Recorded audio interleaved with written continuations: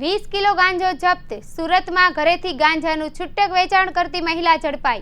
પોલીસે રેડ પાડીને કરી ધરપકડ। સુરતમાં પાંડેસરા પોલીસે ગાંજાના જથ્થા સાથે એક મહિલાને ઝડપી પાડી છે।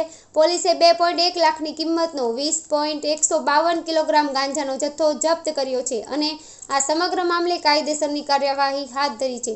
ઘરેથી ગાંજાનું છૂટક વેચાણ કરતી સુરતમાં પાંડેસરા પોલીસને ગાંજાનો જથ્થો ઝડપી પાડવામાં સફળતા મળી છે।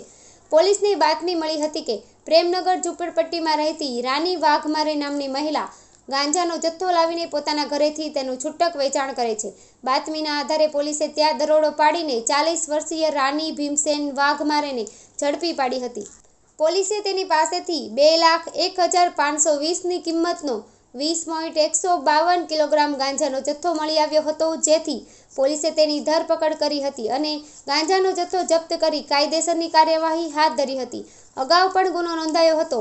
પીઆઈ એચ.એમ. ગઢવીએ જણાવ્યું હતું કે પાંડેસરા પ્રેમનગર ઝૂંપડપટ્ટી છે, ત્યાં એક મહિલા ગાંજાનું વેચાણ કરી રહી છે।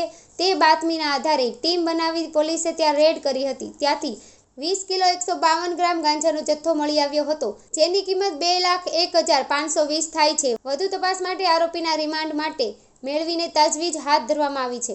આ ઉપરાંત મહિલા સામે અગાઉ એક કામરેજ પોલીસ સ્ટેશનમાં વર્ષ 2022માં ગુનો નોંધાયો હતો અને તે ગુનામાં હાલ જામીન પર છે।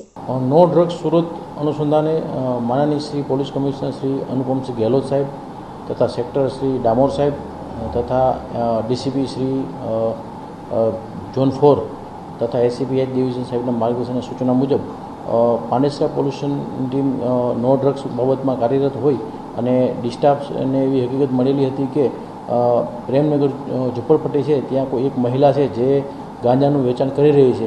તે અનુસંધાને ડિસ્ટાફ પીએસઆઈ શ્રી વસાવા સાહેબ તેમજ સેકન્ડ પીઆઈ હુદડ સાહેબ નાઓની ટીમ બનાવી અને ચોક્કસની બાતમી હતી, ત્યાં ચોક્કસપણે જે બાતમી હતી એ બાતમીના અનુસંધાને એક ટીમ બનાવી અને પંચોને સરકારી પંચોને બોલાવી અને પંચો સાથે રાખી અને એક ત્યાં રેડ કરતાં ત્યાંથી 20 કિલો 152 ગ્રામ ગાંજો મળી આવેલ છે, જેની કિંમત 2,01,520 થાય છે। તે કાયદેસર કાર્યવાહી કરવામાં આવેલી છે અને આરોપીને વધુ રિમાન્ડ માટે કે ક્યાંથી લાવી છે, શું છે વિગત, એ વધુ વિગત માટે એના રિમાન્ડ મેળવવાની તજવીજ હાથ ધરવામાં આવેલી છે।